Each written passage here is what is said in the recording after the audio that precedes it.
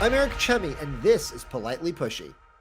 Excited for today's show. Yuval Boger is my guest. He's an expert quantum computing marketing, most recently the CMO of Classiq Technologies, a quantum computing software firm. Yuval, we go back a little ways. What you're doing is super complex, super interesting, but you have to find a way of making it appeal to the normal folks who don't understand how it works, but also make it appealing to the people that are the customers, those big B2B companies that understand these nuances. So you've got a challenging job. We'll get into all of that. But first off, thanks for joining me here on the podcast today. Great to be here, Eric. Quantum computing has been talked about for a long time, right? And there's so much myth around it. You know the myth versus the facts. What do you find is the biggest misconception that people have when you talk to a normal person who is not a quantum computing expert and they find out what you do? What is the first question that you tend to get? I think that quantum computing appears as science fiction. And because it appears as science fiction, people think that it's many years away. And the truth is that it's not. Quantum computers exist today. They can do useful work for small jobs. And I believe that in a couple of years, quantum computers will be able to solve problems, useful problems that classical computers cannot. And therefore, companies probably need to get into quantum computing right now because the train is leaving the station. It takes time to build a team that knows what it's doing. So the biggest misconception is that it's very far away. And in my opinion, it's not. What is an example of a problem that quantum computing is going to solve that we can't solve right now? So quantum computing can be used for many different things. One thing that it can be used for is optimization. Optimization is an industry-wide problem where it cuts across multiple industries. You could do portfolio optimization in finance. You could do route optimization for, say, a FedEx or UPS. You have a truck with 100 packages. What's the best way, fastest way, cheapest way, most greenest way to do it? You could do molecular simulations to discover new compounds and how they interact.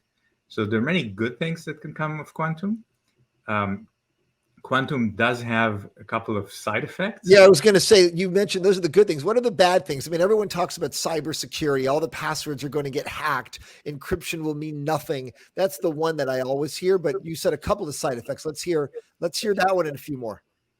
Well, I think that every important technology has good uses and bad uses depending on who it's in which hands it is.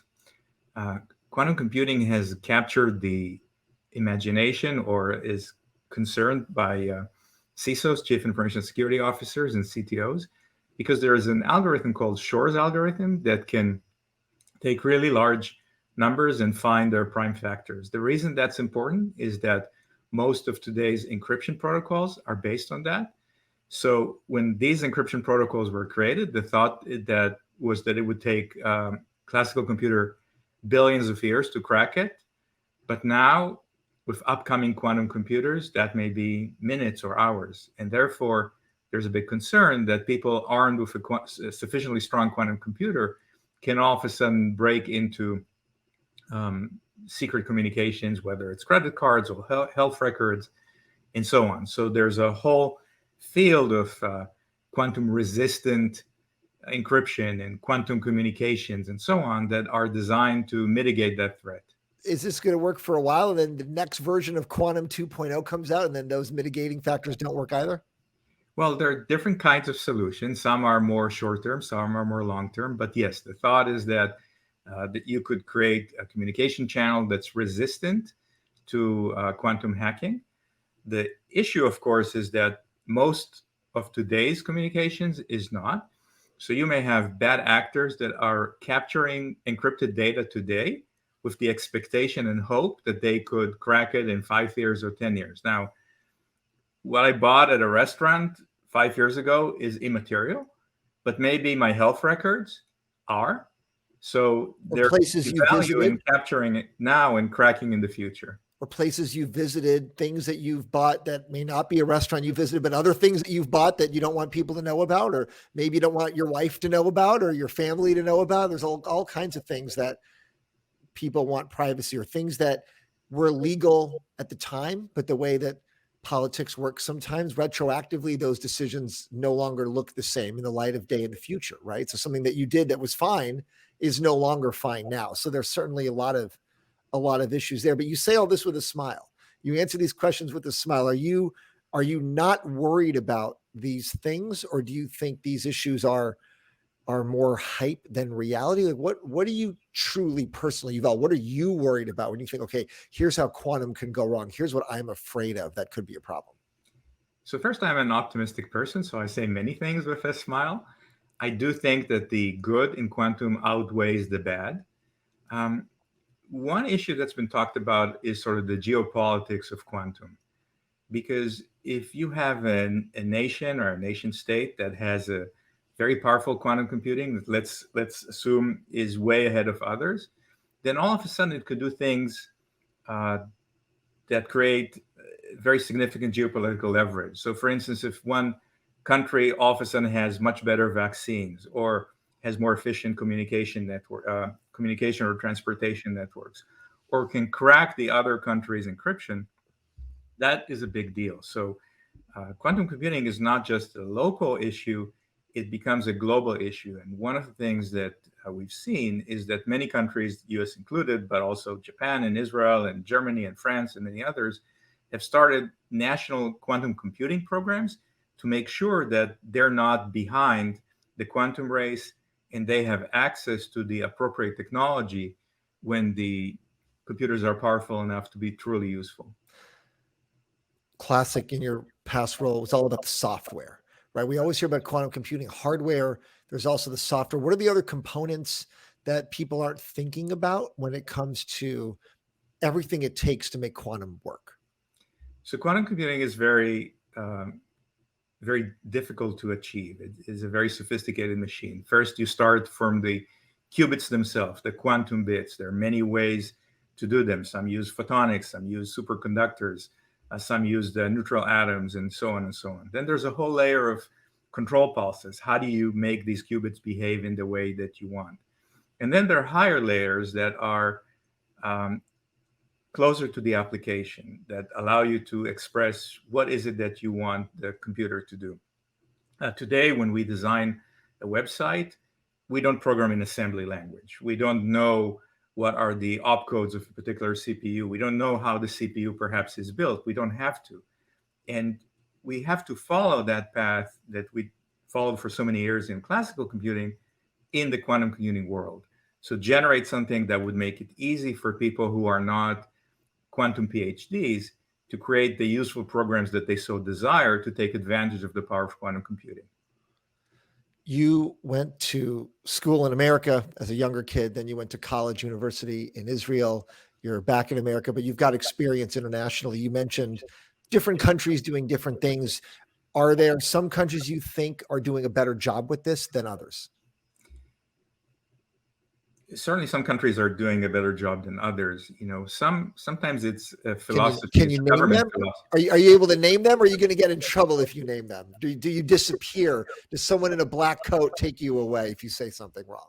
Well, we'll see, right? But sometimes it's the amount of government investment. If the government looks at this as strategic technology, just like a space program or something else, then the government could either directly fund companies to do research, create research grants, or even just create a market for or create a demand for services. Just like way back in the days, the government created a market for semiconductors, which created an incentive for chip companies to build factories.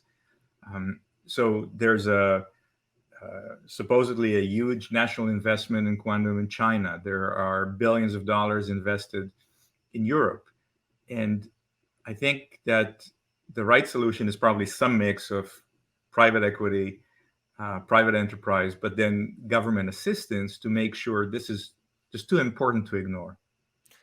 On your LinkedIn profile, it says the Qubit guy. Did somebody start calling you the Qubit guy? Where did that phrase, that nickname come from? So when I started with quantum computing, I looked for a Twitter handle, and I saw that Qubit guy was available. This is not new for me personally because for many years I ran one of the virtual reality pioneers, and I was the VR guy. And then several years later, I was chief marketing officer of a wireless charging company, sending power over the air. And then I was the charge guy. So the Qubit guy was a very natural extension. That also became the title of my podcast, which I interviewed dozens and dozens of both companies in the quantum space as well as industry titans that are working in quantum, and basically help spread the word of understanding where do people use quantum, what are the different technologies, what are the pitfalls, and so on. What did you talk about on the podcast? Because you're a real expert. I am not. So I'm trying to keep up with you. And I know my questions aren't smart enough and they're not as smart as they would have been on this podcast. So what would be an example of a conversation that you and another quantum expert would be having on the podcast? How in depth are you getting? What are the topics you're covering?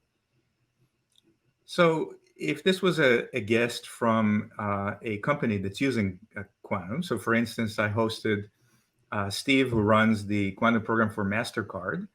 I would say, okay, well, what, to the extent you can tell me, why is MasterCard interested in quantum? How soon does it become a valuable tool for you? How did it get started? Was it bottom up by a couple of engineers that started playing with it, or top down, the CTO came with an edict, you got to do quantum computing? If this is a quantum hardware vendor, I'm curious about their expectations of when quantum computing will be sufficiently strong. What are the key applications that they're seeing? I interviewed a professor of music that created music with quantum computers. And how does that work? Hold on. How does music get created by quantum computing? I mean, I know there's AI created videos and AI created stories that are written in AI created music, I guess, just through algorithms and patterns. But is it just a very fancy version of here's an equation and an algo and boom, now you've got a song? So I had a chance to speak with that professor twice. One was an episode that I already published, and one might be coming in the next few weeks. The first thing, quantum computers can do very sophisticated calculations written in the right way. They can do it quickly, sometimes closer to real time. So he was looking at real time accompaniment. So you have someone who's improvising on stage, and then a quantum computer is sort of listening in and trying to provide the harmony. And that was cool. There are actually a couple of YouTube videos showing that. Then the second one is about actually composing music. They published an article called something like Making Qubits Sing or Singing Qubits. They basically took, I think in that case, the Mission Impossible theme and sort of tried to teach a quantum computer what node follows what node and what's the probability that after you have three nodes, here's what the fourth one. And then they asked the quantum computer to generate music based on that. And some of it sounds sort of eerily familiar. So this is sort of more of an off-the-wall application of quantum computing. I've had guests in pharma and finance and optimization and so on. But it's really far-reaching, and some of these were exceptionally fun. In your bio and your LinkedIn, anyone can dig down and see you were doing technical development with the Israeli Defense Forces. We always hear about all these former Israeli military guys that are doing all these tech startups. What is it about that culture? I'm sure you can't share a lot of information, but why? What's happening there that creates this pathway from government, military into the business and tech world? So this is probably one of these, if I tell you, I'll have to kill you. But seriously, what happens with the Israeli military is that talented people get put into technological organizations that sometimes have significant budgets and very interesting projects. And so they emerge from the military with sometimes 5, 6, 7, 10 years of actual experience in working, in doing important projects, in managing projects, in taking technological risks, in trying to achieve the impossible. And that translates very well into startup and technology environment. I'm still alive. You didn't kill me yet.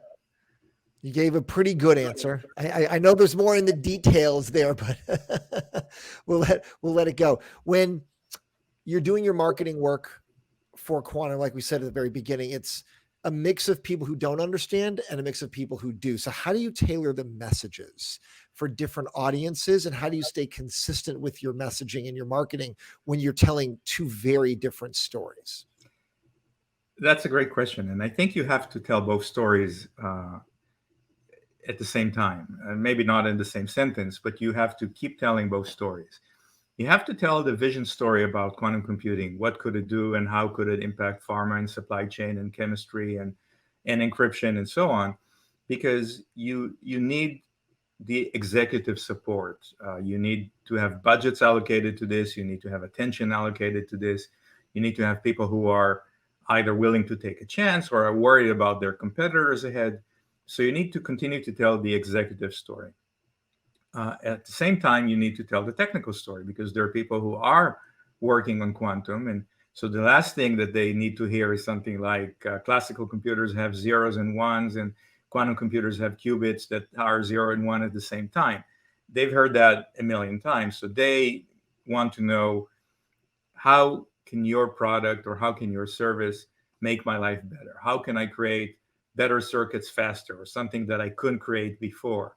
How can you accelerate my path to quantum usefulness? So both stories have to be told at the same time. On the executive side, one of the challenges is keeping it current, because if quantum computers are, just for the sake of discussion, 3 years away from being truly useful, then what are you going to tell in these 3 years to executives that they haven't heard before? So sometimes it ends up being newsjacking, where you say, oh, the US government has passed the CHIPS Act. What does that mean? Sometimes you say, oh, the Suez Canal was blocked, and if you had a quantum computer, you could read. Wait, let's pause there for a second. So CHIPS Act, Suez Canal, let's just get into those examples. So what did you take in from the CHIPS Act? What did that mean to you from your perspective? It meant that the government is taking quantum computing as well as other topics seriously. So there's going to be greater investment and greater government attention paid to quantum computing. So I thought that was fabulous. And then Suez Canal, you gave that example. What's the story there? I mean, we've seen stories about the canals getting blocked here and there, right? Some ship gets stuck and it's holding everyone up, and then they have to finally dig it out and move it along. I forget if it was the Suez, but I know there was some major incident recently. Maybe it was that one. But your perspective on that, how would quantum computing help a canal clog? What's going on here? So the Suez Canal is a major shipping route. A lot of ships go through the Suez Canal. And shipping routes get planned in advance to take care of many. I mean, what goods do you have to move from where to where? What are the schedules? What's the weather? How important is it to get there on time, and so on and so on. So when something like that happens, it's like a major traffic jam. All these routes need to be recalculated. You don't know when the canal is going to get open. And so quantum computers can solve these problems usually very quickly. So you could say, I could use a quantum computer to say, oh, something happened, I need to react. And then you would have an advantage over someone who's not using a quantum computer. You could figure out your new routes faster and serve your customers better this way. So, okay. So those are good. That's helpful. So then get into, you were giving me a few other examples there on the newsjacking side, but I didn't mean to interrupt. So go ahead. That these were certainly some examples. So I think what we ended up doing on the executive side is basically trying to cycle through the industries. What can I tell pharma? Sometimes it dovetailed on a podcast where we hosted a pharma executive. What can I tell supply chain people? What can I tell finance people? What kind of news happened, and can we comment on it? Oh, IBM announced a new computer. What does that mean? How close are we to being truly useful? Company XYZ put their quantum computing on Amazon, on AWS bracket. What does that mean for the industry? What does choice mean? And what are the issues that come with having larger computers? So some of it is just, repetition in a way that hopefully is not boring. And some of it is just helping the customers through their quantum journey and basically saying, look, if quantum is getting closer to where we are right now, and if it indeed takes a couple of years to stand up a team that knows what it's doing, then you really have to start now. And of course, in my previous job at Classiq, talk to us and we'll help you through a proof of concept or help you through the education to get you started with the quantum journey. What about the idea that a lot of these companies, they don't have revenue yet, and we're looking at a little bit of a tech recession from the investment side? When you're, let's say, getting your messaging out there for, hey, this is why we need certain burn rate, certain dollar amounts, right? Because even the CMO is still involved to a great extent of like, this is how we're going to spend this money if you invest in us. A lot of quantum firms, obviously, they don't have really any revenue right now. So how do they stay afloat, especially when the payoff is years away and maybe investors are getting more impatient with getting their money back? So there are two sides to the question. One is, how do you convince end users during a time of recession to invest in quantum? And then the second is, what do the quantum computing companies do? As far as the end user side, what you typically say is this: quantum computing, you could think about it almost like an insurance policy. An insurance policy, you pay something manageable to protect your home, so that if, God forbid, it burns down, then you're not faced with a catastrophic loss. Quantum computing can revolutionize an industry, but even if you don't believe it, you probably should invest a little bit of money in making sure that if it does, then you're prepared. That sounds like the Bitcoin crypto version of investment a couple of years ago. Just in case this takes off, you should have a couple of percent of your net worth in this, just in case in a few years it's worth a lot of money. Well, but there are useful examples today. The Port of LA, Volkswagen did some really cool stuff with quantum computing. So there are proof points that this actually works. The reason quantum computing is not expensive today is, yes, you have to hire a couple of people or retrain a couple of your existing folks. But quantum computers today are accessed primarily through the cloud, through Amazon or Microsoft or IBM or others. And they're usually on a pay-per-use basis. So you can have a relatively small spend, just pay when you use it, and make that, for a large company, what is a very small investment with a potentially big payoff. To the other side of the question about investors, you're right. If you are an investor in a company and you're expecting payoff in 6 months, then you're not investing in the right place. You need patience. You need to expect that it would take a couple of years for the industry to mature, for the winners to truly emerge, and for your money to be worth a lot. But then again, the same was true for Amazon and Google and Facebook. They would then become overnight success, and the payoff was huge.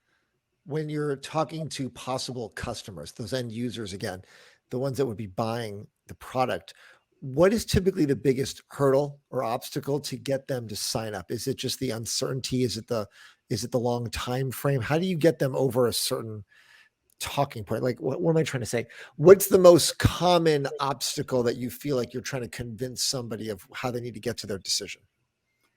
I think sometimes it's about usefulness. How soon will this be useful, and what could you show me today? A lot of people by now have heard the story that, oh, you could have better portfolio management or better route optimization or discover new molecules or do all or build better EV batteries or solar cells. So I think they're curious. I think a lot of people are looking to compare the performance of quantum computers to classical computers. And then they try to extrapolate. They say, well, if today's quantum computer can balance a portfolio of, say, 10 assets, I need to balance a portfolio of 500 assets. How soon will that happen? But I think that once you talk to them about what's important for their business, you talk about how quantum computing could impact that. And of course, over time, more companies are getting there. So you can point to MasterCard, you can point to Volkswagen, or you can point to United Healthcare and say, well, here's what they're doing. They don't like to just throw money away. So why are they doing this? What can we do for you? And is there a way to do a quick experiment, a couple of months, to show you how easy it is to create software for quantum computing, for a quantum computer, compare the results with classical computers, and then you can decide what's next. If you can decide if it's interesting enough to go deeper, or maybe this is something you want to put off for 6 months or a year. but the upfront investment is very small. And I think once you get into the business discussion, what's important to your business as opposed to I'm doing it with superconducting, or I'm doing it with neutral atoms, or I have this software or that software. Once you talk about the end user benefit, I think it becomes easier. What is the current state in terms of what's available right now? Can I buy a quantum computer? If I'm just a normal guy, the way I can buy my hard drive over here, right? Here's my desktop computer. Can I go get a desktop quantum computer? Or is this in the stage of decades ago where it was, okay, it's all mainframes and servers, but you couldn't fit it in house, right? It had to be in some industrial institution. What is the current state? I think the quantum computers, you could liken them to supercomputers. So you wouldn't probably want to buy one at home. However, if you want to use a quantum computer, a real quantum computer today, you can even do it for free. IBM allows you to submit jobs to actual live quantum computers that have some limited capacity. And so you could educate yourself, you could run some algorithms, you could get a feel for what's going on. And if you wanted to run on the more powerful machines, you could do that through IBM or Amazon or Google or Microsoft. So just through a cloud, just the way that you would pay for some AWS time in the cloud, you could do the same thing, but specifically get the quantum computing time in the cloud. Precisely. Is there a point in time, do you envision, where we'll have quantum computers in our house? In the same way, remember it was crazy, the idea like, a PC in every home. That's nuts back in the 80s when they were talking about this, the idea of what Microsoft did, what Apple did so early on. Is that going to be true 40 years from now? My kids and grandkids will just have their quantum computer sitting on their desk at home working on schoolwork? Well, 40 years from now, we don't know, right? You and I will be dead anyway, so I guess it doesn't matter, right? What did we say 40 years about phones? Would I have a phone in my pocket that's, more powerful than the computer 40 years ago? I think that quantum computers will start from the core, from, as you mentioned, the cloud and so on. But there are quantum technologies that could end up being at the edge. So for instance, one of the things that you could do with quantum is generate truly random numbers. And random numbers are important for a variety of things, whether it's simulation or encryption and so on. So you might have, or you actually have today, some phones that could have a quantum chip in them that generates truly quantum numbers. So I think some quantum technologies, there's quantum sensors that would definitely be on the edge. Quantum computing, I think, would start really from the core. So much to explore. I sort of want to end with your personal setup. So at home, what sort of secret tech do you have? Are there settings that you do differently on your phone or your computer because you know so much? What are you scared of right now? What are you optimistic about in terms of, we saw the big iOS update, right? Because of these cybersecurity concerns the other day. How are you setting up your own browsers, or do you have a VPN or some secure network at home? I'm just curious about all this. I keep smiling. I make sure that my camera is covered when I'm not using it, and hope for the best. That's it. You keep it pretty simple. All right. I wouldn't tell you, right? Because who knows? You're going to try to hack into my. No, because I need advice. I don't want to hack you. I want to protect myself from the hackers. I want to copy whatever you're doing because you know a lot more than I do about what's really going on out there. They all say that, but we'll talk about it offline. Yuval, I appreciate the time. Fascinating work you're doing. The Qubit guy, so much with quantum computing. I think these next 5 years, you're right, we're going to see big developments in the next 5 years, and it's going to come really fast. And I think a reminder for people that it's already here, right? It's not in the future. Like, you can start using quantum computers right now. I think that's a great reminder for those that don't know. So Yuval, thank you so much for the time today. Thank you, Eric. It's been a pleasure.